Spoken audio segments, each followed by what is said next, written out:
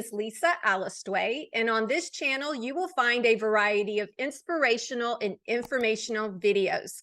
So if that sounds good to you and you haven't subscribed, please subscribe. My guest this week is Dr. Jenna Valentine.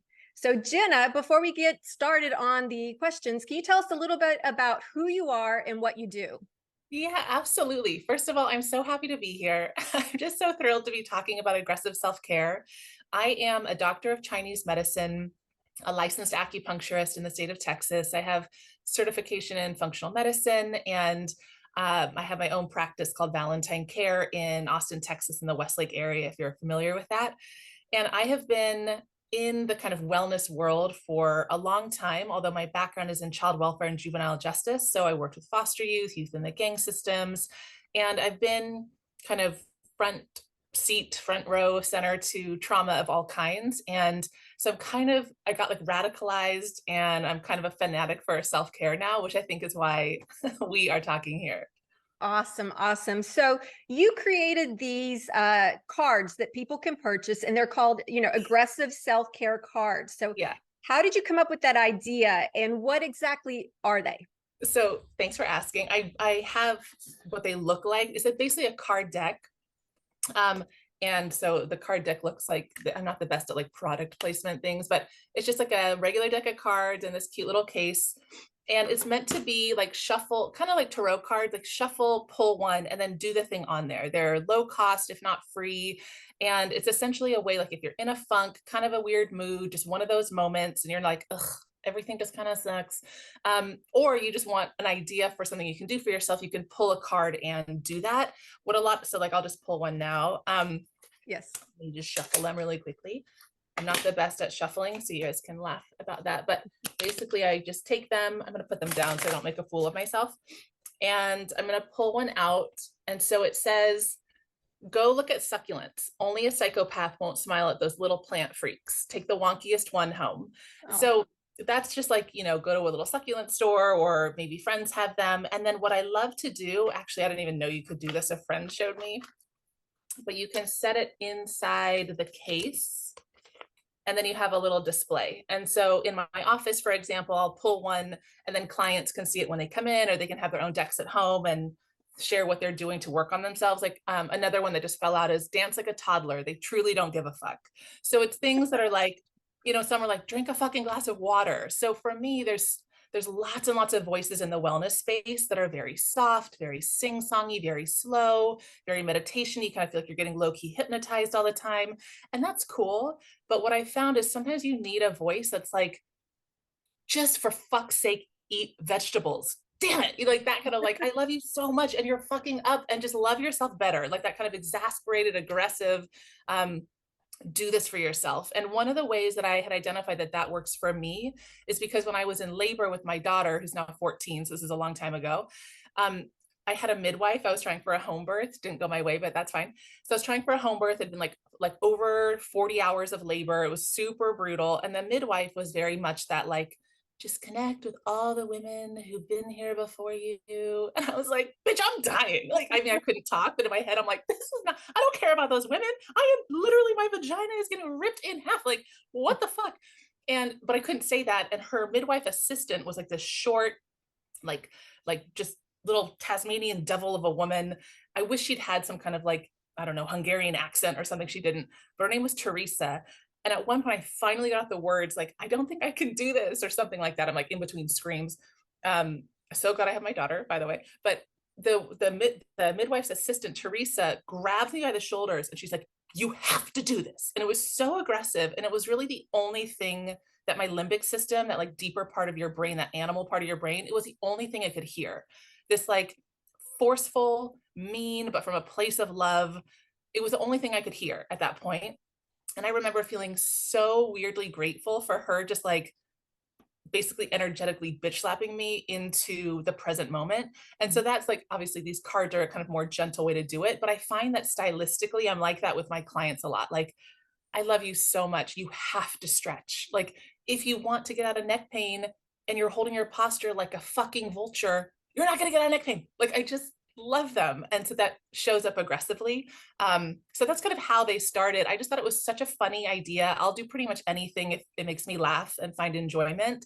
And I thought it was the other piece of it is when I went through a divorce, I remember a lot of people like not knowing what to do for me. Like they were like, I don't know how to show up for you. Like just people didn't know. They usually bring alcohol or, something like that. And so these cards are kind of also like a little sub-in gift for like when you just don't really know. A breakup, someone's going through a depression, someone just had a death in the family. It's like one of those like, oh, this sucks. And like Hallmark doesn't really make a card for that. This is like a cute little gift people can send friends, family, whatever, or like a stocking stuffer if people do Christmas. So that's the other way it came to be. I mean, I think it's such a great idea, and it speaks to maybe a certain population that likes maybe a more forceful message, kind of like the tough love message, because that is the other side of it. It's not just about being aggressive, but there's the loving side of it, and your cards emulate that as well. So why did you choose aggressive over the word assertive? Because I want it to be aggressive. I don't associate aggressiveness with badness necessarily. And it just sounds funnier. It's more of a like, I don't know, like assertive self-care sounds very professional, and aggressive self-care, you're like, what is that? So I felt like that would just resonated more with me. I guess I didn't think through necessarily the pro cons of the words. I was just like, that's funny doing it. And because I'd gotten feedback from clients at times and also friends that like my love is just like aggressive. I just love them so much. And like one client was like, you're like a wellness dominatrix. And that made me laugh so hard. And so that's included in the cards a little bit as well. This kind of like, we are going to get you where you need to go with like loving force. And I like the juxtaposition of you can love someone in a really aggressive way. I like the way that that's kind of a paradox. It makes me feel really happy. And I think people resonate with it. They know that feeling of when someone's being aggressive out of anger and scarcity, and when someone's being aggressive out of just love and abundance. And that's what these are seeking to do. The latter one. Yeah. Yes. And the self-care space is a very lucrative space. A lot of self-help books and self-help gurus. And I like that you found a niche, because not all self-help helps. It might help the author, it might help the coach, but the person can stay very stagnant if they don't take action and actually do the work that is required. And sometimes they need somebody to give them kind of a wake-up call and a push. And I like that you really tapped into that niche, because the self-help community, you have to be aware some of it is helpful advice and some of it's not helpful advice. Yeah, and some of it's helpful for some people and unhelpful for other people. Like there's so much, and I just think we're kind of like, I don't know, this is going to get pushed back, but we're kind of over wellnessing sometimes. I say this like with my own acupuncture business. So, but I see people who are like, they're just doing so much that, and part of it is like they're like, I'm gonna relax so hard. And you're like, oh man, that's not how relaxation works. They're like, I'm just gonna receive and be fucking vulnerable. And you're like, no, that wrong energy. So the way that I kind of liken it is like, if I can alpha the space for somebody, like if I can create a space, then they can actually relax and deepen. And that's really where like the healing and like kind of relationship with self can come in. So sometimes like these cards are meant to be like A, affordable, B, something you can do at home alone and share with people, but also where you can kind of tap out of having to think about what to do. Because sometimes when you're really in a funk, it's hard to like brainstorm ways and find the energy to get out of that funk. And so at least this is like, I love giving homework assignments. I love giving people stuff that they can do that's tangible, practical, etc. Because we don't all have to be multimillionaires who are like, in a bougie cold plunge with a $1,000 sauna with then a, whatever, lomi massage, something with like lots of patchouli oil. Like you don't have to have $400 mala beads that you're wearing and see a shaman, who probably used to be named like Walter. Like you don't have, like, we just don't have to do all that stuff. We can, but I just feel like sometimes I'm like, we're so, in our culture, it's so much like if some is good, if some is good, more is better. And I think when we approach wellness that way, it becomes really tricky because we end up, I mean, and obviously like I make a card deck of aggressive self-care. I am engaged in the capitalistic market. I am not trying to pretend I'm not. But I think the way that we do that is hopefully with intention. So yeah, it's kind of a tricky balance. I think people who are in the wellness space need to hold themselves to pretty high integrity. around how we are working with people who are seeking out help for like helping with healing work. Mhm. There's a lot of power dynamics that are involved, then money is involved, energy exchange is involved. So I think these cards are a way to be like, okay, here's just an option that is pretty accessible to everyone. And I'm sure it can be done even better. And if people have feedback, I would love to get it. Yes, yes. And you make a really good point. If you're a consumer and seeking self-care, it is a buyer beware marketplace. Because like I mentioned, there's good and there's bad. What would you tell the audience to look forward? Maybe if they're seeking self-care, what should they look forward in the person that they're going to be getting that self-care from? That's a really good question. It's such a personality match, and even more than personality match, it's like an energetic match. So um my wish for people is that we could tap into our intuition more strongly. We all have it. We don't have to learn anything new. We have to just unlearn a lot of crap that's been layered on top of it. So I would say, like, one thing is what you think of them. Sure, like maybe you've heard good things, they have good reviews, they have all the credentials, you're like, they seem legit, whatever. The other thing is, how does your body feel when you're around them? So if you sometimes I'll do work on Zoom, so obviously someone can't feel their body within a couple feet of mine, but they can feel like, do I like her voice? Does that resonate with me? Do I like her mannerisms, or does she make me want to kick her? Like, people will have different triggers and different things that draw them in and make them feel comfortable. So I would say a lot of it is about how you feel around that person. And sometimes the feeling can be a little activating. Like, I have one client who I look like his half sister or stepsister, and they had a really tumultuous relationship. And so part of my role is to hold that as part of our dynamic. Or Mm. maybe I look like someone's ex-wife, or maybe I talk like someone's, hated mother. I don't, so I may trigger healing opportunities in someone just by being me. And that might happen with other people as well. And I would say looking for a practitioner who's really open to it being a partnership and an advocate for it being a partnership, not a like, I have all the answers, like do whatever I say, but really one of the things I have run into is, especially as a female practitioner, and I mean, I'm not super young, but I'm on the younger side, I'm 41.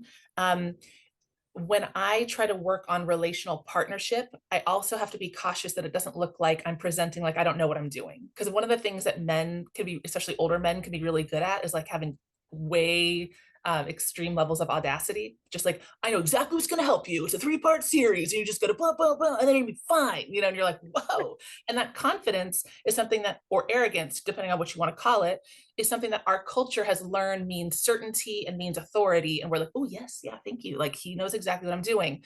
So what I encourage people to do is, let's kind of redefine that. So I might approach a client and say, okay, I see maybe like 3 ways we can approach this for starters. What do you think about that? How does that feel for you? Does that feel like a direction?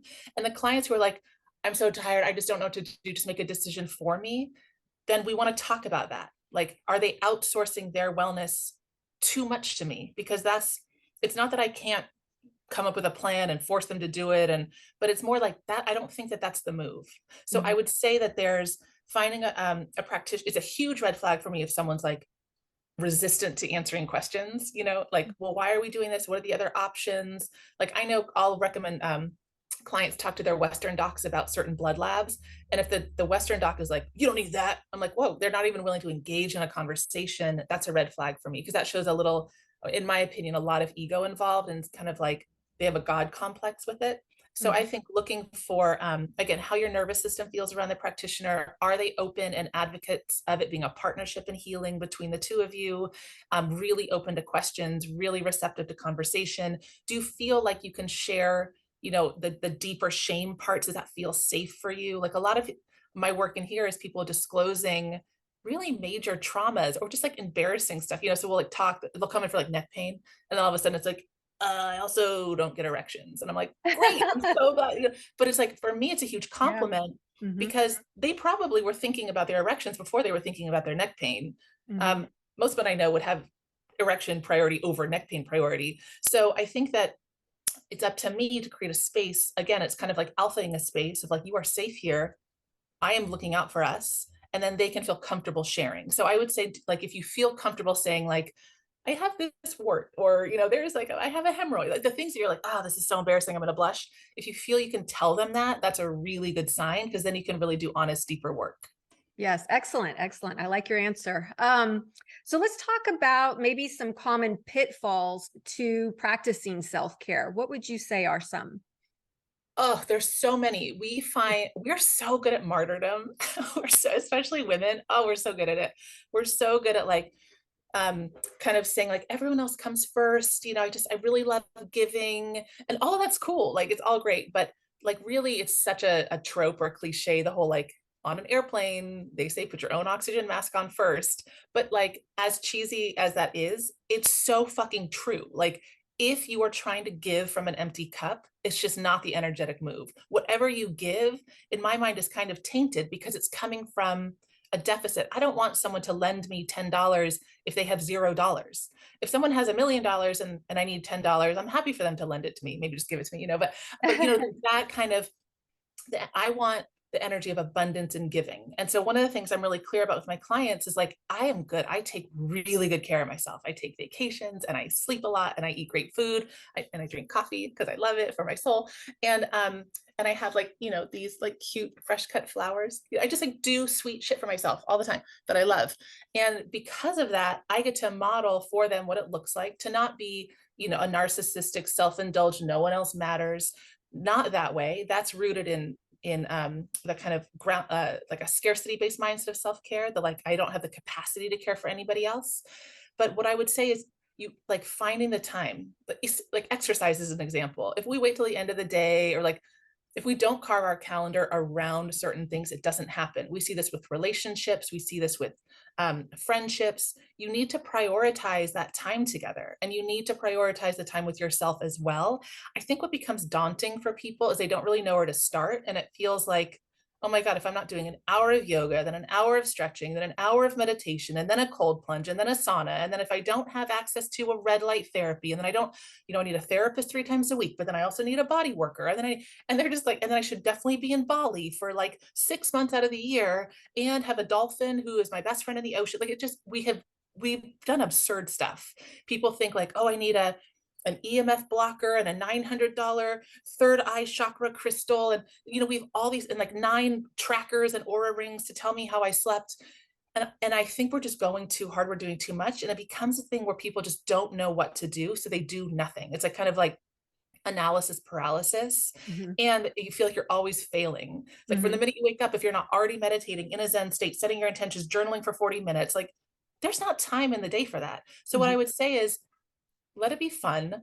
Don't take yourself so seriously. Do one thing. Like if anyone watching this, one thing you can do is before you open your eyes in the morning, well, maybe set your alarm, hit snooze or whatever, set one intention. And that can just be one word. So like today, mine was elegance. It was like, is there a way I can be a little more elegant today? I don't think I'm pulling it off right now because I kind of forgot that's my word.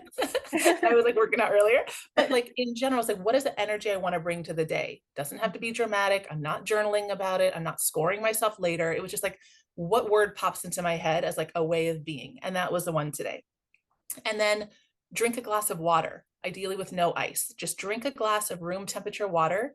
And if you want to elevate it, get a really pretty glass. Like, I don't know why this is like probably a vase, but like this is like a huge glass of water. So I'm not saying like chug this right in the morning, unless you want to, extra points, but like get a glass that makes you feel delighted, and then drink a glass of water first thing. So those are 2 things. Choose one if you just want one, and then start there.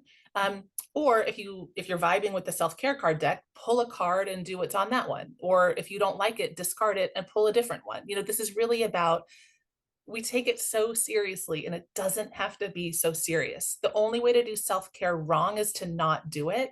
Mhm. And so I think it's about like, how do we create a more realistic, enjoyable vibe and then you can celebrate it. Like some people are like all I did was drink water today. And I'm like, fuck yeah, you did. You drank water today. Like that is awesome. I'm so proud of you.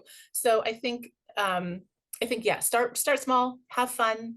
Don't take it so seriously. When you mess up, that's okay. You just will find your way back to it. Mhm. It's all good. Like having that kind of a sense of ease around it, because there's no sense in trying to do self-care in a really stressed out way. It's just like, we don't need to do it that way. Yeah, I think that's where people fall short in self-care is the shame and the self-loathing that they get when they don't accomplish Yeah, what they say they're going to do. I didn't drink that glass of water today. I forgot right. my intention word. And I think that is a major pitfall, but practicing self-care is also being gentle with yourself, not violent with yourself. And Yeah. when you don't maybe hit all the marks that you meant to, there's always a new day and you can start over. It's a new opportunity every day to practice the self-care.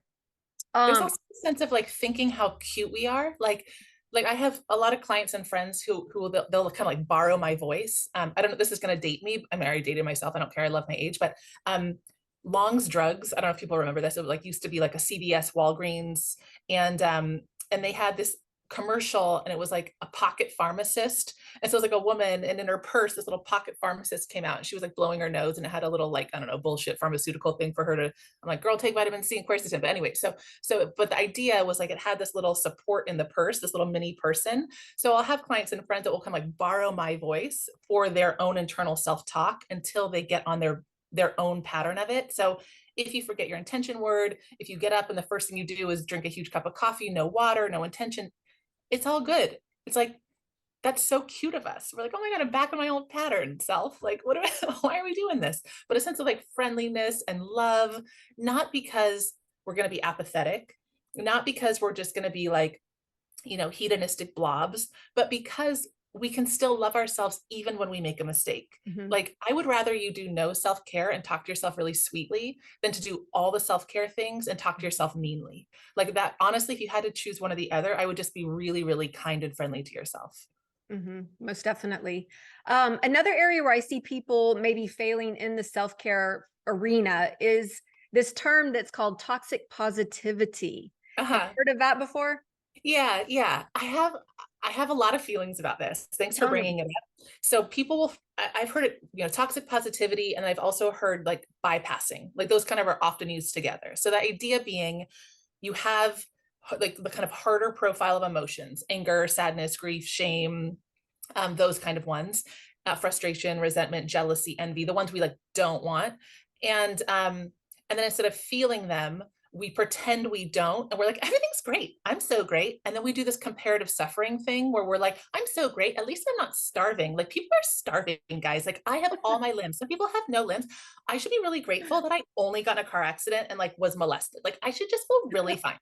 And it's like, so on the one hand, like, I that can be a really brilliant survival technique. Same with dissociation, same with projection. Those are all survival techniques that we use to get by. So the first thing would be like, just love yourself and recognize like, how sweet are you to just really want to be happy? And also, it's like, if I never worked out and I really want a six pack, I can't just draw Sharpie abs on me and be like, I have a six pack, guys. Look at my six pack. I'm so six packy. I'm really, really healthy. It's like, you got to go into the gym every day and do your crunches and focus on nutrition. Like, you've got to work for it. So I would say that there is like um wow, one of the pitfalls I see, and it's so sad, is because I get it, the whole like law of attraction thing. There's this fear that if you notice and acknowledge the harder things going on in your life, that you're somehow going to draw more to you. So that's where I think this toxic positivity and bypassing, I think it comes from two areas. One is, I'm like gesturing wildly with this hand off screen. Anyway, I'm just going to hold it out here. I don't know if you see my body moving, it's because I'm gesturing wildly to nothing over here. But I feel like it comes from two things. And one of those is a desire to avoid discomfort, because we are so clever at wanting to avoid discomfort in our culture, and it's really, really harming us long term. And then it's also this not wanting to manifest more bad things, which is kind of like a mistake in what manifesting looks like. So if we're just like, I'm going to pretend I don't feel sad because I don't want to manifest more sadness, and I'm going to pretend to feel happy so I can manifest more happiness, unfortunately the universe sees right through it, and it's like, that's really sweet of you, and I'm going to give you a lot more things to feel sad about because that's what you're actually resonating with. So it just like the jig's up on that. And I think because we're so unpracticed at feeling uncomfortable feelings and sitting with those, we are so quick to be like, I will absolutely die if I fully feel my sadness. I'm just going to die. That's it. I'm just going to melt into the floor in a puddle of sad and never come back. We're really scared of going into the hard feelings. And because so many of us have that fear, we don't often have people around us that can hold deep space because they get freaked out too. Like they're like, someone dies and they're like, they're going to be so much better off. Now they're out of pain. Like we're quick to want to rush the healing portion instead of just sitting there and being like, yeah, that's really, really hard. Let's just like feel that hardness for a while. So I think that's where the toxic positivity starts to happen. So again, I get it. Feeling happy is awesome. Mhm. And seeing the silver lining is Mhm. wonderful. But you can talk about what beautiful color brown and what well shaped this thing is. But if it's shit, it's still shit. You've got to acknowledge it, even though you can find good things in it. There's Pema Chodron is one of my all-time favorite authors. She's a Buddhist monk. I don't know if you know her, but she's Yep. brilliant. Read anything by her. She's just so cool and approachable and adorable. And one of the meditations she uses, or I guess like pieces of advice around the meditations, is basically like drop the storyline and just feel the feelings. So Mhm. often our brains are so powerful and assholey that they'll be like you'll feel a sensation in your chest, like maybe your heart will kind of tighten or beat faster, and you're like, I'm anxious. I'm for sure anxious. What am I anxious about? Oh, I think my boyfriend's an asshole. Like he totally forgot to like say hi to me this morning or give me a kiss. Like we'll make up stories in our head. And sometimes the stories may have some validity to them, but sometimes we're just trying to find a reason to explain a physiological sensation in our body that we can just feel instead. But we get so uncomfortable with it when it's not awesome that we either try to explain it away or ignore it or comparative suffer it in our favor or pretend it's not there and just act happy anyway. And Mhm. again, the reasons I said are things that we can all work on, like really Mhm. deepening in our understanding of what manifestation really is, knowing if you feel sad about a breakup or a death or Mhm. a whatever, they didn't have your favorite color nail polish at the nail salon. I don't care what you feel sad about. Don't pretend you didn't feel sad. Also, don't overindulge the sadness, like because we talk a lot but we don't feel as much. So we talk, we're like, oh, they didn't have my favorite nail color, they knew I don't do nails, so forget, I have a nail sticker, it's not so cute, but anyway, I don't, so forgive me if I'm nail polish like this analogy doesn't work, but we can tell ourselves like they knew I liked that color, they purposely didn't have it, or like that person used the last one. We can tell ourselves all sorts of things and get ourselves really, really hyped up in our stories. Or we can just feel like, wow, when I feel like frustrated or sad or disappointed, I really notice X, Y, or Z in my body. Mhm. And that's actually going to support that emotion moving through in a lot different way. Otherwise, we get in our story, we deepen those neural grooves around the story, we hype ourselves up. Then all of a sudden, we're looping into like, no one cares about me. They never notice what I like. I just Mhm. can't get anything I want. And then we're like, oh, I'm such an asshole, superficial bitch that I care about nail polish. So it can take us really, really dark places really quickly if we're not just letting ourselves feel the feelings. There's nothing wrong with that. We don't have to be as scared of it as we are. Yes, yes. I always say, feel the feels. You got to get out of your Yes, head and get into the heart. I love that. Yes, yes. And one thing I see online where people they go into these rant sites, and whether it's like finding your echo chamber around your victimhood or whatever it might be, that they think that it's making them feel better by Mm, ranting and complaining about their wife, complaining about their neighbor, even if it's on these anonymous sites. But in actuality, it actually is fueling your anger. It's actually probably making you feel like more crap. And I just, caution people with the online self-help groups that might be out there where it's not really maybe going to get a dopamine or serotonin hit while you're in it, but you're not mm, going to feel good later or the next day, or your future self is not going to feel good. Because when I think about self-care, it's not only how taking care of myself today, but also taking care of my future self. yeah, I couldn't agree more. And I think there's I've been doing a lot of thinking about venting recently. And I Yes. think in our culture, we bond over negativity often. We feel like we don't have a deep connection with someone until they've like disclosed hardship or opened up vulnerability and gossiped about someone or said something they didn't like. Then we, for whatever reason, we feel closer to them. We're like, oh yeah, it was a really deep, good conversation. People who are like, oh, I don't like what is the initial when someone doesn't know? Like, how's the weather? What is that called again? You mean just like small talk? Yeah, yeah, thanks. Um, like we talk a lot about like not liking small talk, and I'm like, when I hear that, what it seems like people want to do is talk about really deep things, but often what that means is like hard things or bad things. And a lot of times that's around like venting. Like people feel like that's like this way to get community. And I think part of it is self-righteousness, which again is like a drug of choice I have to work with very intentionally, because I can go 0 to self-righteous in a heartbeat. So part of it is like getting that dopamine hit, that serotonin hit, like you're talking about. Yeah. Part of it is feeling like you're part of something, you're part of this community. You have these other people that feel the same way, and like you have an identity around it. And part of it is like that catharsis can feel good, although it's temporary. And so people kind of get addicted to this venting where it's like, oh, that was such a release. And what it's a nuance here. What I encourage people to do is practice venting in a different way, which is more constructive, and like limiting their venting to a very small group of people for a very small amount of time. So you're not just deepening that the synaptic and neural pathways Mm-hmm. for the story that you keep telling yourself about your asshole neighbor who is always playing their music loud on purpose because they know you're trying to sleep or whatever it is. I would say, how can you have conversations with people that either open up opportunities for why that may not be true, kind of ventilate that description, have problem solving conversations, or really feel the feelings like you're talking about. Like, does that trigger you for reasons like you felt disrespected when you were younger? You felt like you were never heard. Like, does it trigger something deeper in you that we can actually like pull apart a little bit more, nuance out a little bit more, Mm-hmm. instead of like existing up at the superficial level, which is where I think venting is. Mm-hmm.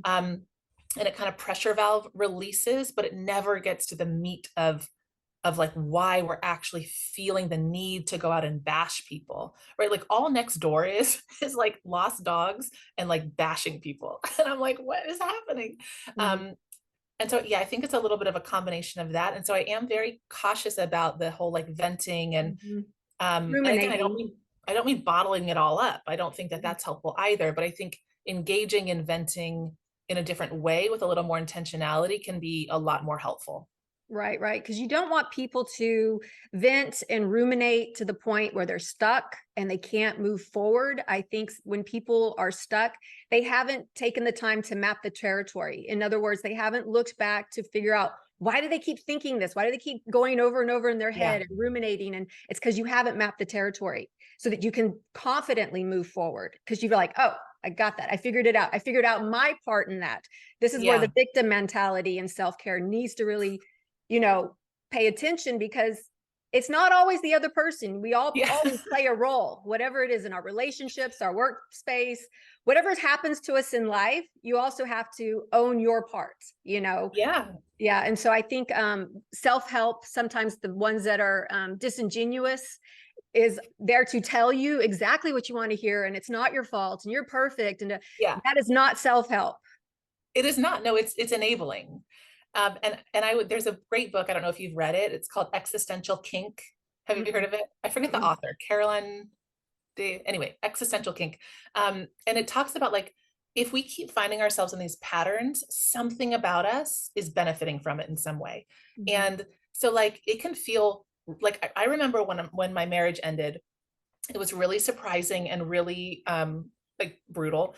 And I felt all of a sudden this freedom. Like I had this hall pass to just say no to everything, to like, kind of just be in a different, I've had no responsibility. No one asked me for anything. Everyone offered support.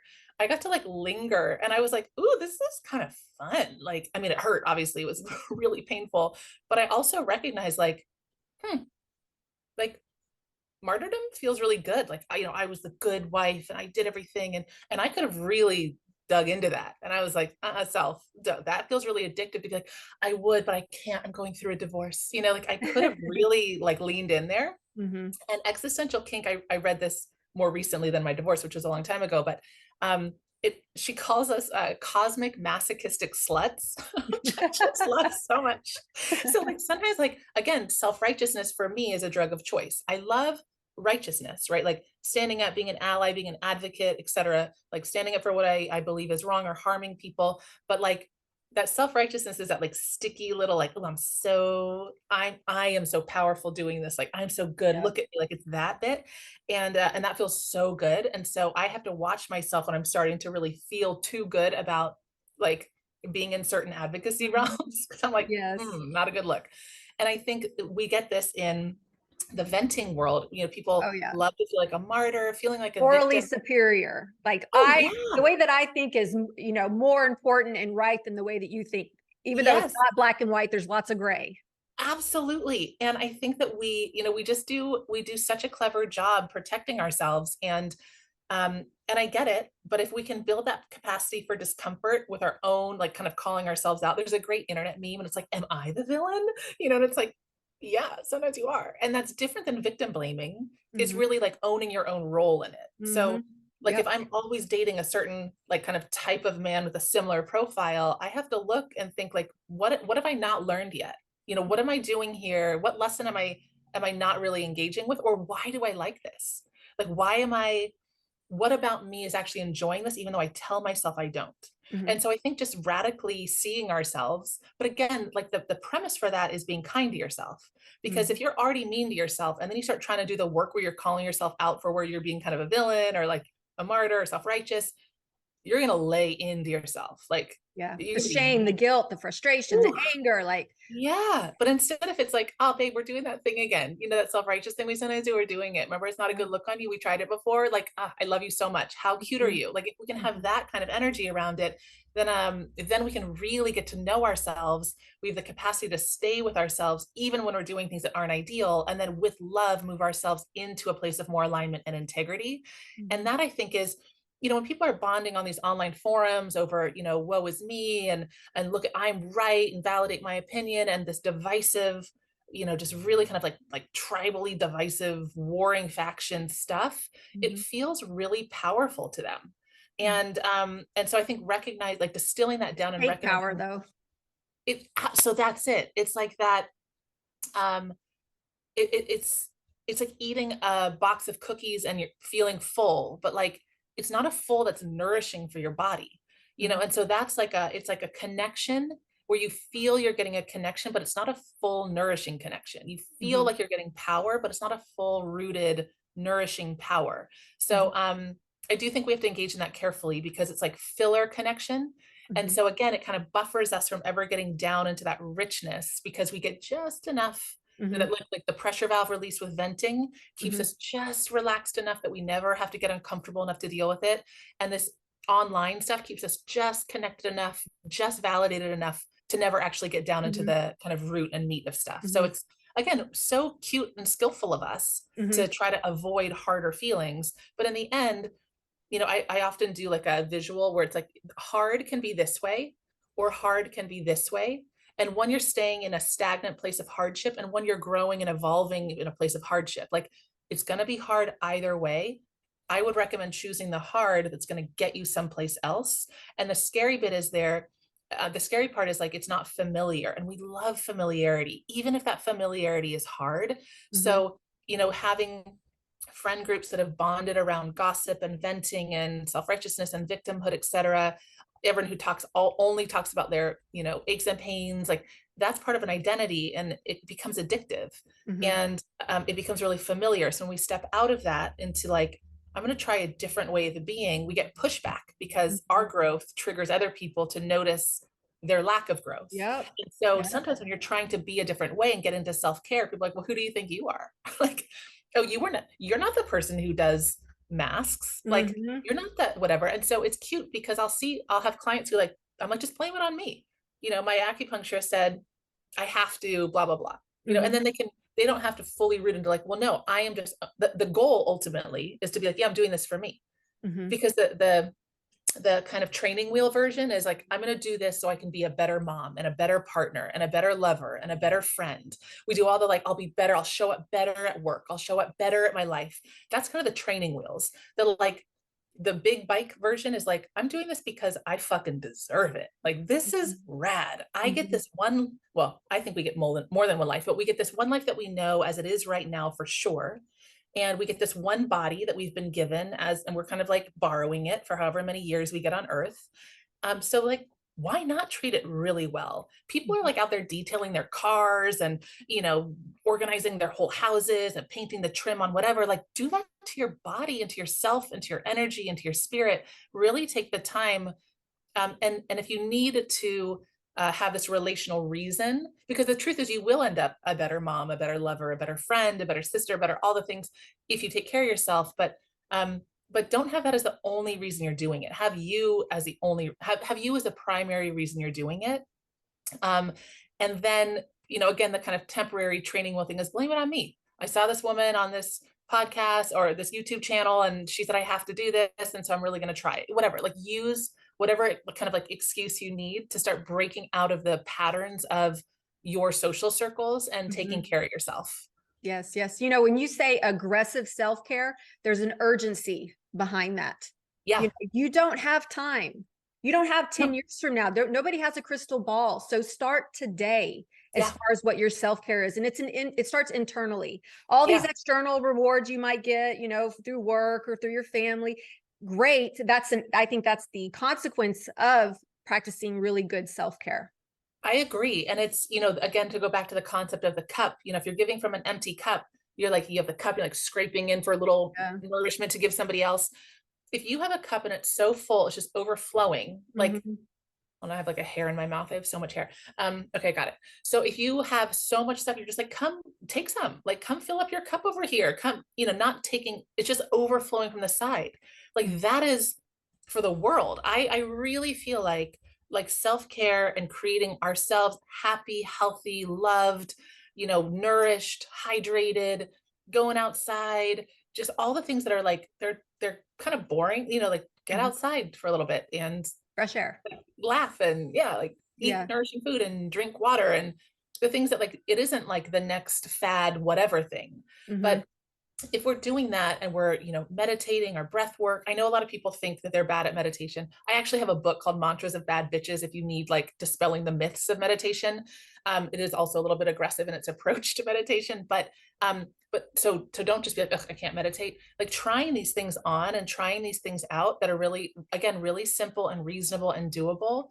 Like I think that this is our way to fill the cups that's just overflowing. And if we all had overflowing cups, it would just be such a cooler world. I don't think like a lot of times people who judge the harshest of other people are the ones that judge the harshest in themselves. Yep. And so when you can really come from a place of deep self-love, there's just so much more capacity to love other people and understand. So like a past iteration of myself was a bit road ragey. Like I went to college in LA and I was like, fuck these, everyone's like, out to get, no one lets me merge and all that stuff, right? And I remember one time, this is so embarrassing, I'm going to share it. I was driving and I was trying to merge and someone did the thing where like they got in the turn lane, but then when the light turned green, they cut me off. Those people like they're cheating the line. And I remember I was so mad and I had this like real shitty car with still crank windows. And I like leaned over and uncranked my window and I had this thing of grapes and I threw it at their car. I just did a drive-by graping. Like, this is ridiculous. Like, I was so mad. And I had to like lean back over and roll my car window back up, And so that's a different iteration of myself, right? Now the same thing happens, right? The light is red, someone pulls up into the turn lane, they cut me off, and I'm just like, thumbs up. You must be in a really big rush. I don't know your story. It doesn't really matter. Like, we're all good. I'm like, I'm so like, if someone doesn't wave when I let them in, I'm like, you don't have the capacity to feel like you don't have the abundance to say thank you. Meanwhile, I'm like, thank you. I love you. Like, you are so great. Like, because my cup is overflowing. So it doesn't feel like a big give for me to give people grace. So again, that's another place where self-care and self-love are going to reverberate out to other people. So part of my aggression around it is like, be fucking better so you can be better to everybody and so that I can experience more betterness. Like, I want everyone in their car driving, like waving, like, thank you so much. I love you. You let me in. That's so awesome. Letting all the cars in. Like, I want that. And so I do feel a sense of urgency around like, be fucking better. And the way to be better is being better to yourself. How cool is that?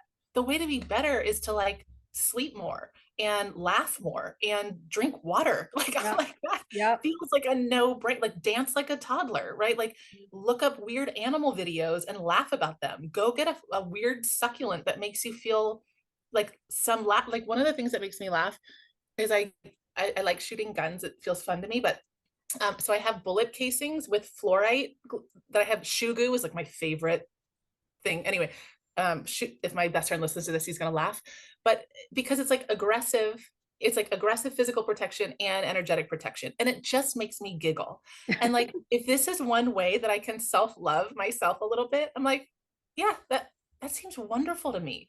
And so whatever your thing is, Mhm. if it's making weird little bullet crystal sculptures with shugu, or if it's looking at a Mhm. succulent, or if it's, you know, looking at yourself in the mirror in the eyes and telling yourself what a badass you are, like whatever is going to resonate, just do more of that, because you're going to be so much better off. And we've told ourselves some story that that's selfish and that we don't have time and we need to Mhm. prioritize other people. We've been sold all this bullshit. Mhm. And I would say the best way to love other people is to love yourself. Mhm. And the best way to love yourself is to do a lot of the stuff that's on these aggressive self-care cards, but also have that really radical kindness and love. Because like you said, I mean, the Latin phrase is memento mori, right? It's we're all going to die. We're not guaranteed even the next moment. And for me, like a lot of people are like, damn, like she's a downer. But I look at that as like, how freeing is that? How freeing is it to say, we're not sure? And it's not like a YOLO, spend everything in your bank account, don't save for the future. That's a lack of hope. That's apathy. So that's short-sightedness. That's Mhm. scarcity. I'm saying we don't know if we're going to get tomorrow. How beautiful. Let's live today as full as possible with also optimism that we're going to get. I hope I have another 60 years on this earth, right? At least that's healthy and happy. So I'm going to plan for that, but I'm going to make the connections. I'm going to tell people I love them. I'm going to be present. I'm going to be, drinking my delicious coffee. And, Yes. I'm going to be doing all those things because I will show up better for myself, and that will reverberate out to show up better for everybody else. And it Yes. doesn't mean that I don't give back. It doesn't mean that I don't help people who are in situations of hardship. It doesn't mean that I have this, like, it's just me and all I'm going to do for the world just by doing me. Like, it doesn't mean that. We don't put on blinders to the suffering and hurt. But when Mhm. we approach that, we approach from a place of wholeness and fullness, Mhm. because we all know the people that are out there doing service work and they're miserable. I see this with wellness practitioners all the time. They're like beat down and burnt out. And I'm like, damn, like, Mhm. gosh, I remember being in grad school, which is brutal. And I was like a single mom in grad school, also working. And I took the herbs, I took care of myself. I was like dating and having a great time and seeing my friends and traveling and yeah, like studying my ass off and probably not sleeping as much as I should. But I left grad school not feeling super depleted. Other students had to take like a year off. And I'm like, oh Mhm. no, I'm rolling into my own business. I got all this fun stuff. And people are like, well, how did you start your business? I'm like, well, I never stopped living. So whatever people are doing networking, I did that naturally because I was dating and making friends and going to events and doing storytelling stuff. And I was living still because we compartmentally were like, as soon as I'm done with this, then I'll live. As soon as I'm done with this, then I'll take care of myself. Once my kids are older, then I'll blah. Once of this, then I'll this. And I'm like, stop with that right Mhm. now. Drink a glass of water Mhm. or drink your coffee with a lot of intention. You know what I mean? Like Yeah. just laugh a little bit, take yourself a little less seriously, give yourself a hug, connect with your breath for a minute. It doesn't have to be 3 hours of like Wim Hof breathing. You don't need to do all that. There's Yeah. just it's kind of like a do less so that you can do more, like really truly. And Mhm. I really hope people get that. And I do feel really passionate about it, and passion and aggression Mhm. are similar to me. Yes, yes. I love that because you're talking about self-care is also you have to have a plan. I mean, you have to plan for when your dog dies, what is going to be your self-care during that Yeah, difficult time. Like it's going to happen right. rather than going down, spiraling down and not being prepared for hard times, rough times. Self-care is also planning for those times because it's built into the cake of life. Yeah.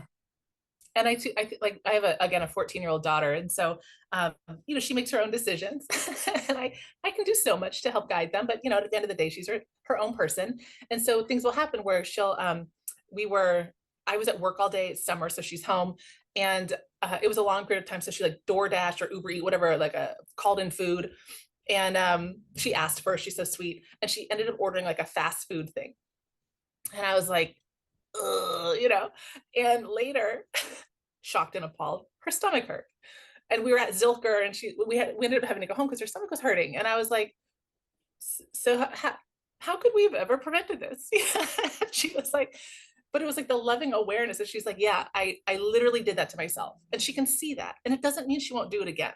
Right. It doesn't mean she's not going to still engage with fast food and get a stomach ache. Like she will. I'm sure she will. I'm sure I will. I'll be like, oh, that looks delicious. I don't know why. I'm just going to eat it. And I'll get a stomach ache. And I'll be like, okay, self, we're our own worst enemy. And that's so adorable. And so I think like that, we can just start engaging in this way where we can plan for that. We're going to have people we love will die. We will die. Jobs will be lost and best friends will move away and illnesses may come. And we like the kind of our again, so sweet, our desire to avoid pain, which is the reality is it's going to happen. It's going to happen. All these people are on all these like anti-anxiety, antidepressants. And while I believe there's a skillful use for those, I also believe that they're massively overprescribed. Because they're never layered in with not never, they're not often layered in with other things, right? So it's like, yeah, of course you're anxious, you're iron deficient, your friends all moved away, you don't exercise, you don't sleep. Yeah, you're watching like the news, oh my god, you're in a toxic relationship, of course you feel bad. You're eating like fast food, you're not drinking, you're dehydrated, like you're in fluorescent light all the time, you're sleeping 3 hours, you're scrolling. Yeah, like you should be anxious. You literally should be anxious. Thank God you are. It's showing that you're off track, right? So, and then we mute our bodies like, hey, we're off track. And then, the medication comes in and it's like, shut up. And you're like, oh, okay, guess we're not off track, but we're just getting more and more off track. So I do think like one of my first tattoos is a statement that I love. It's pain is mandatory, suffering is optional. Another way it's stated is pain is inevitable, suffering is optional. And the point there is we get to engage with hardship as we choose. I get to decide, and this takes training. It's not just like it's not the toxic positivity, but it's like, okay, a hard thing will come up and I get to decide if I make it harder for myself. I get to decide if I worry about it a ton. And there was like one of those great Stoic guys that maybe it was Marcus Aurelius or something. He said like, you can like, oh darn, I'm going to forget the quote, but it's basically like you can worry and suffer more, or you can just suffer. Like like either way, but like we kind of overindulge. We worry beforehand. The thing either happens or doesn't happen that we are worrying about. Worry is not an insurance policy against hardship, right? And then if the thing does happen, which is the big if, we can either ruminate on it excessively or acknowledge the feelings around it and continue moving on. So we have all this, I'm thinking like a flow chart in my brain of how we handle this stuff. And it's really our choice, but it's how we practice and how we train ourselves in the approach. And I think a lot of us have practiced this way of avoidance and fear-based and scarcity and distraction and all of this. And we just need to practice a new way. And it will take a while. We're going to fumble. And that's where that kind self-talk comes in of like, wow, we did the thing today where we worried a lot and then it didn't happen. But then we ruminated about what if it had happened? Like, because sometimes for me, sometimes it just makes my plot line a little more interesting. I'm like, ooh, what if? Ooh, what if? Like I had a birthday recently and I had I'm dating someone now, and I had been dating this other lovely man, and it was the first time they were going to meet, and I was having worry about it, and I'm like, is this just fun for me to worry about? Like it, and it was fine. It was better than fine. And after I was like, self, that must have served something for you to feel extra worry. And the existential kink book that I mentioned will say often that feeling of worry and like anxiety and exhilaration and apprehension, it's actually physiologically very similar to arousal, like sexual arousal. So like we can be really interested in like, do I just like the way it feels when I feel like activated? Because sometimes my life is really calm because I have, I have a great setup. I have an awesome business. I have a full client, like, I mean, I'm accepting new clients, but I have a really good schedule and I love my friend. Like I'm really doing great. I've created a great life for myself. So sometimes it feels really calm and I'll be like, it's like almost like I'm in the Hunger Games where like it gets boring and I have to throw in like killer wasps or whatever. So like sometimes I will on my own recognize that I'm making my plotline interesting by choosing to worry or like creating drama where it's not there. Cause I'm like, I just like to feel excited. And now I can engage with intentionally. I can be like, hey, instead of that, why don't you plan a little trip instead of like trying to create some exciting drama. But if I wasn't aware of that as a subtext or a subconscious maneuvering of me, I would just be like, I just always drama in my life. I just can't escape it. I'm just always something's going wrong. But it's like, no, I'm just keeping my plot line a little. I'm like adding some texture to my map. I'm like making it topographic and in a way that I can choose not to. Right. Oh man, there's so many things I can unpack with that. You know, I had heard this saying that worrying's nothing more than like a rocking chair. You go back and forth, but you don't get Mm, anywhere.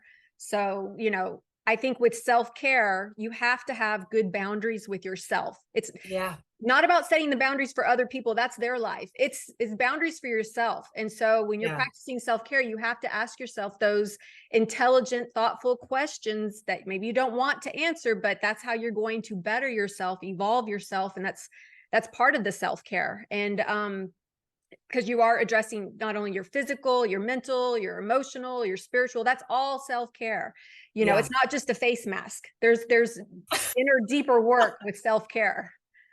Absolutely. And I mean, not to knock a face mask, I love Yes, it, especially sometimes with you need a daily. face mask. Sometimes you need a face mask, but like, yeah, you're right. That is not going to solve all of the deeper issues. Right. And Yes. I love, there's this one guy on Instagram and he's like a little bit overweight, kind of older. And he's like, just out here doing my stupid nature walk, just walking with stupid nature for my stupid health, and he's like kind of like curmudgeon-y and grumbly. And I was like, sometimes I'm like, just doing my stupid face mask, like, and so again, like, I think approaching with a little more fun, a little more silliness, even when we mess up, like, even Yeah. when we're like, oh, self, you did that thing again, right? Like, even that, like, that self-awareness doesn't have to be like carving out this like brutal like anguish and shame, because those darker, like the kind of shadow worky parts of yourself, I used to approach it like a past iteration of me was like, I'm gonna find those parts and I'm gonna eradicate them. I'm gonna murder, I'm gonna pull them out, I'm gonna kill them, like, yeah, I'm doing shadow work. And then I was like, oh Mhm. my God, that is weird. They're not showing themselves to me.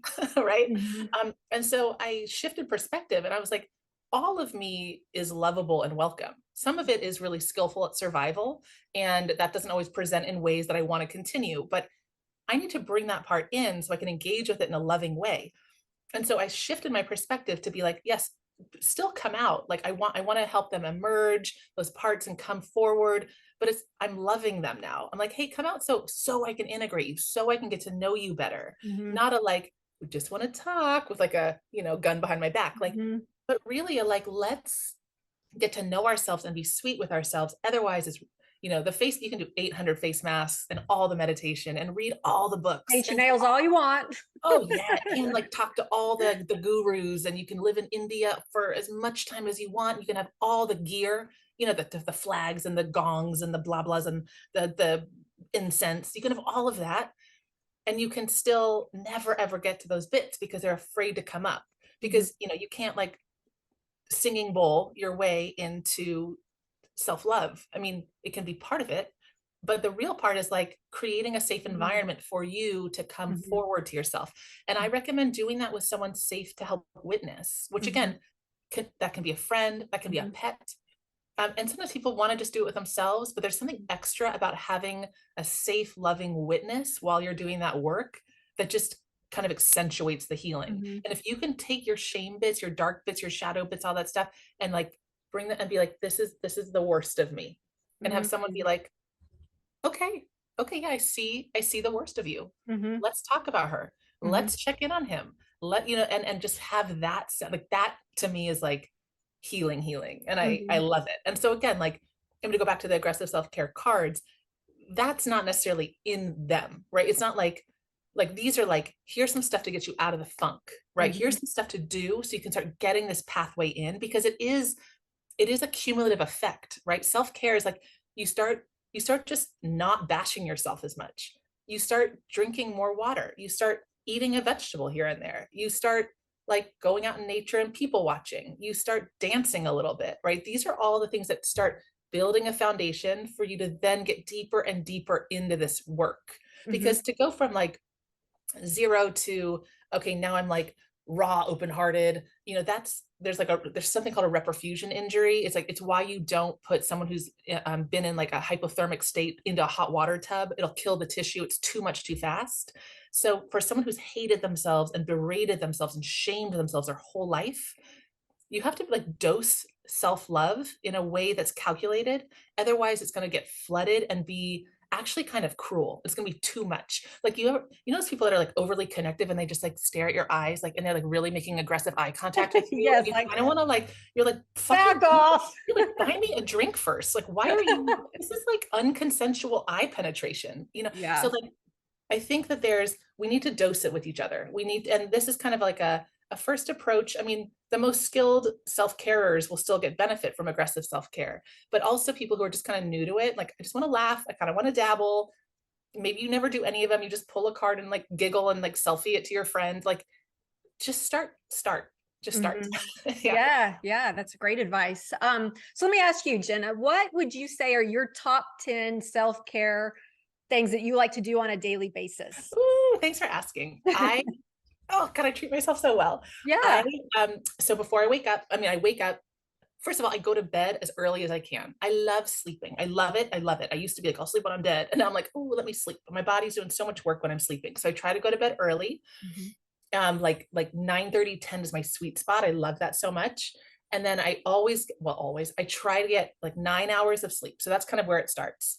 Then as I'm waking up, typically it's before my alarm, which I love. And I'll do one of those intention setting, like 1 to 2 words of how I want to be in the world. And then I will drink a big glass of water before I make coffee. And then I do a really quick, like 3 cycles of a couple yoga moves that I really like, just to get blood flow, my body moving. I do some ab work. I'll do like 100 crunches just because like your girl's trying to keep some strong abs. And then I'll do whatever meditation. Like sometimes it's like 3 minutes, sometimes it's 12 minutes, sometimes it's 20 minutes. And I just sit and I notice my breath. And usually my mind is going all over the place. So that's kind of what my morning looks like. And then sometimes I'll make a protein shake. Sometimes I'll make a really healthy big breakfast, depending on the time I have. Sometimes I will grab a piece of toast with butter and run out the door, or like a protein bar of some kind. So, and then I try to work out at least 5 times a week. I love that. So those are kind of my main ones.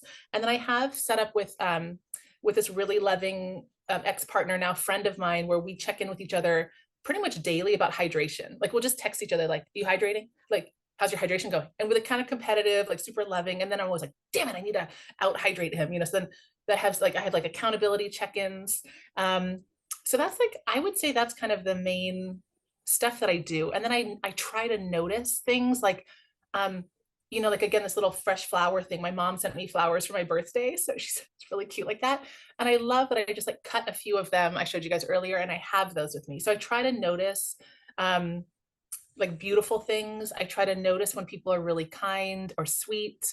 And that's just kind of like a throughout the day, like noticing beauty, noticing niceness, checking in with myself, like self, how are you doing? You know, that kind of stuff. Mhm. And then I'm lucky enough that I can do acupuncture on myself, even though I also go to acupuncture. I can do cupping on I have cupping marks. You guys are probably, if you notice any, can you see them? Yeah. Oh So yeah, I now I can. Yep. yeah, I got like marks on it. So I'm always doing like little like health, like yesterday I had like ear needles in, and I'm always doing cute little things like that for myself. And then commercial wise, I will like buy myself sweet little things. Like I just bought, again, I don't typically do my nails, but I bought like these nail stickers that just made me feel like happy and kind of bougie. Mhm. Um, yeah, so yeah. And I like my daughter's such a good teacher in this, but I light the good incense, and Mhm. I light the good candle, and I Mhm. turn on the salt lamp. Whereas Mhm. like past iterations of me are like, oh, you're gonna burn the bulb sooner, you know? And I'm like, why am Yeah. I no, Yeah. you use the thing. Like I use the essential oils. So yeah, I hope that answers your Yeah, question. yeah, those are good. But let me challenge you. When you know the hard times coming, what is in your plan for self-care then? Yeah, great. So I have an amazing network of friends. I have a therapist. I have an acupuncturist myself, even though I am one. I have people that I can sink in deep with. And I also have a practice of going directly into the pain. So when I feel the pain the most, that's when I'm like, we're walking right into the eye of the hurricane, which is where it's going to be calm, but it's going to feel terrible going in there. And I do that alone. So, you know, when I had a breakup, when I had, you know, when I've had people who I love in my life who've had to transition out for a variety of reasons, when my grandmother died, I have practices of, some people would call it prayer or meditation. I do believe in like archangels and higher powers in the universe. So I will ask for help and support kind of cosmically and spiritually. And then I will rally my friends around me. So I have this tribe of people where I'm like, I need you. I need you guys around me. And they show up just as I show up for them. And then I check in on my physiology. I'm like, are you drinking water? I literally will parent myself. There's a part of the brain called the basal ganglia, and that's what kind of parents you. So I'll be like, self, we're going to go drink water now. Self, we're getting in the bath. And I will kind of like puppet master and parent myself, because you kind of feel robotic when you're just like flooded with feeling like that. Oh, it's so brutal. And so it really will be like, have you had water today? Have you had nourishment? Okay, we're gonna go get some soup. And like really gentle, really loving. Um, that's how I start to approach this. So rallying my social networks and rallying my kind of cosmic social networks. And then being out in nature can feel really nice to me, because I feel smaller. You know, it's like, okay, my problems can feel contextualized, like Mhm. looking at stars, I'm looking at trees, I'm by the ocean, or I'm in on, Ladybird Lake sitting on a bench. And so I'll deepen into those, but I'll stay connected with my breath. I watch things like, okay, what's my period been like this month? How are my bowel movements? What's digestion felt like? And so I'll track, like, okay, you're doing really well. Like all your digestion's working, your body temperature is good, you're not getting headaches. And so I just kind of like soothe myself as a Mm. medical practitioner, as someone who's in holistic healing, as someone who's a parent, as someone who is an owner of this body. I Mhm. kind of go into protective mode there. Mhm. So I would say, again, I just fall in more intentionally on some of the stuff I'm already doing. But Mhm. what I tell people is, you don't start training on how to run before a marathon, right before, before the Olympics. You don't start, if you're a shot putter, you don't start learning shot put the day before. So Mhm. or like as you're there, right? Like if you're trying to learn how to swim when you're drowning in the ocean, fuck, fuck, maybe, but like, ooh. So self-care now is a really loving practice, Mhm. because we know that ocean moment's going to come and iterations of it. So start strengthening how you swim now with the Mhm. practices. So it's Mhm. kind of like, bodhisattva is a term in Buddhism. It's like a kind of compassion warrior, like an energetic, like Mhm. good warrior. Start doing warrior Mhm. practices, which are Mhm. self-care, right? Yeah. And that is gonna, those little things, like I know drinking water sounds so like, okay, I'm just gonna Yeah. drink the water and everything's gonna be fine. But like my daughter will tell you, like I've been saying since she was young, like everything feels harder when you're tired. Mm. Everything feels harder when you're hungry. Everything feels harder when you really have to pee. Everything feels harder when you're constipated. Everything feels harder when you're dehydrated. So like, just that's low hanging fruit, y'all. Just stop doing that to yourself. And it's Yeah. gonna not, it won't feel as hard when it happens. You will come from a place of Yeah. more balance. And Mhm. then you'll also have that as an already established practice and habit, so that you don't have to be learning how to take care of yourself when you're deeply in need of care. Mhm. I love the drowning analogy, because, you know, you can't learn to swim if you've never learned to swim and you start to drown and somebody's trying to save you while you're drowning. You may Yes, pull them down with you, I and know. you don't want to do that. It's not only Yeah. like, you know, the analogy, you losing your life to drowning, you probably bringing your child down with you, Yeah. the people around with you. So part of self-care is recognizing, how you are also affecting the environment and those around you as well, and not, maybe bringing them down. It's so true. And to go back to what we were talking about venting, or like the online forums, like sometimes we just explode negativity all over other people, and we expect them to love us anyway. We're like, endure my hardship that I'm vomiting all over you energetically. And Mm-mm. some part of self-love is learning, again, not compartmentalization, not fakeness, not toxic positivity, but to learn some amount of emotional regulation and Mhm. modulation, so you don't explode. You're Yeah. not like, bleh, this is how my day went. And the person's like, oh shit, like you can learn how to be like, okay, I'm having a really hard time. I'm feeling dysregulated. And you can learn how to be with that and not inflict harm on other people because you haven't done those practices. Hmm. Yeah, yeah. When I think about self-care too, and especially the suffering side of it, the quickest way to continue your suffering is by not accepting what is. So like if Yeah. you're not accepting so and so is past or transitioned, you will keep on suffering. Yeah. I think you do have to have normal breathing and all that type of stuff, but as soon as you're like, oh wow, death is built in, we're all going to die and people around me are all going to die. So there's like, the acceptance is going to help with your self love and self care. Yeah. And some of that is like, accepting can feel like a closure to people who aren't ready to let go. And so it's a really brave approach, right? And again, it's uncomfortable, and we don't have a lot of bandwidth and capacity for discomfort. And so it goes back to, starting to build that. I mean, Mhm. I believe fully that my life is supposed to be easy and wonderful and beautiful. I believe that fully. And that does not mean free from discomfort. If I am, if I'm not feeling uncomfortable at some point during the day, like I don't feel that I'm really evolving and growing. I want to, like I work out at a boxing gym and I'm always like, I don't know, the speed bag's awkward. I'm always challenging myself. I'm like, I'm gonna try the speed bag with my eyes closed. I'm just like doing dumb shit. Like I say that with love to myself. I'm doing dumb shit to like just see. And I probably look like who knows what I look, I don't care, but I know it's on my edge. Mhm. Or, I did this this like African drumming dancing event that a friend invited me to that Kim invited and it was like in public, like on a street. And I was like, oh, I was having feelings like I am a white woman dancing to African drumming in the middle of a park with cars driving by and I don't know what I'm doing. Yeah. And I was like, one of the things my daughter, my clients will hear me say is like, you just choose not to be embarrassed, which sounds impossible. It doesn't mean I don't feel like embarrassment, but I'm like, I'm going to choose to do it anyway. Mhm.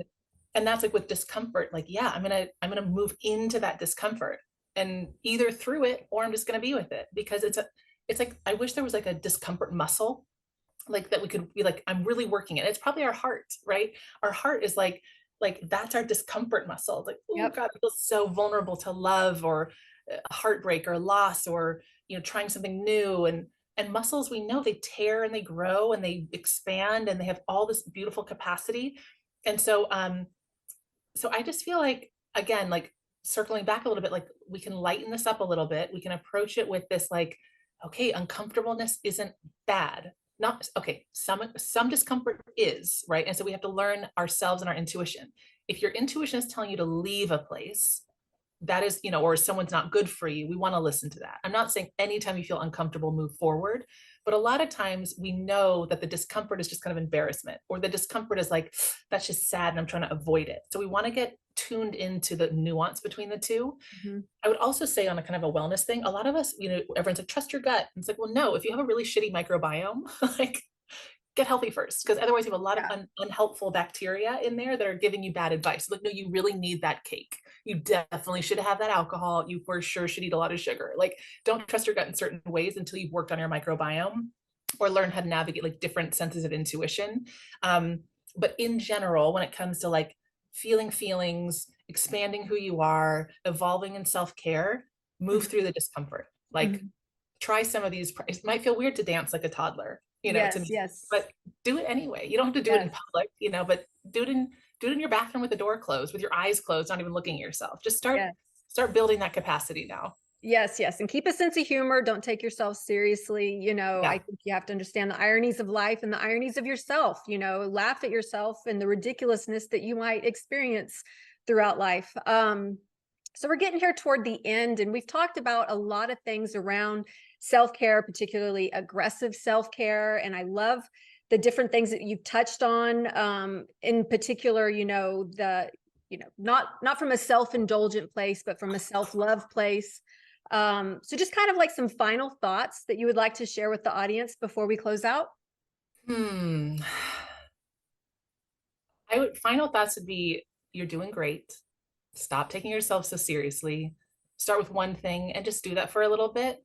And then like apologize to yourself for the times that you have been mean to yourself and start talking to yourself more nicely.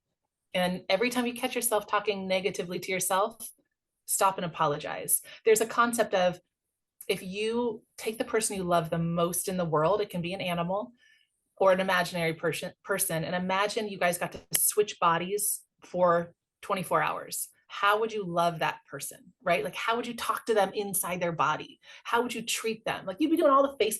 If I got to be in my best friend's body, I'd be doing like 9 face masks. I'd be like hugging her. Like, so start thinking about that right now. And again, just do this as a fun practice. Life is a grand experiment. We are all just running a series of hypotheses. Have a good time with it. It doesn't have to be so serious and so dramatic. Yes, nobody knows what they're doing. Just keep that in No, mind. I don't care who you no, are. We're all we just do. winging it. So We just are. be easy on I mean, like, yourself. how Yeah. many minutes did you have to help me set up my ring light before we got on this? I'm like sitting in the, I like get on, I'm like sitting in the dark. And you're like, gently like, do you want a little light? I'm like, oh yeah, probably. So yeah, none of us know what we're doing. And my computer is on top of a tissue box, on top of like 2 books. Like, we're all just doing the best we We're all can. winging it. We're all winging it, and we can really like love that about ourselves instead of being so mean. And I would say you do not have to do all the expensive, super time consuming, like we Yes. have way over commercialized Yes. self-care. You don't have to buy the self-care card decks. It's free. You can follow me on Instagram and I post them sometimes. Other people post them. You can take pictures of them and share them, which can be free. You know, like you can do this for free. Hmm. You can do it very easily, no matter how much you're working or how many kids you have, there are ways to start layering in and incorporating some of this stuff. Like you can absolutely do it. It doesn't mean you have to have all the money and all the privilege and all the spare time in the world. You can start doing something now, even if it's a glass of water. Awesome. Awesome. Well, thank you, Jenna. I've enjoyed our conversation today. I thought it was very helpful for me. And I'm hoping that, whoever's watching this got something from today's talk. Oh, same. Thank you so much for having me on. I love being here with you. I love the work you're doing to share information on all sorts of topics. And I'm really grateful for the chance to talk with you today. Yes. Thank you, Jenna. And if you guys like this video, be sure to give it a thumbs up and leave a comment down below. And don't forget to subscribe and hit the bell to be alerted to when the next video drops. Thanks for watching.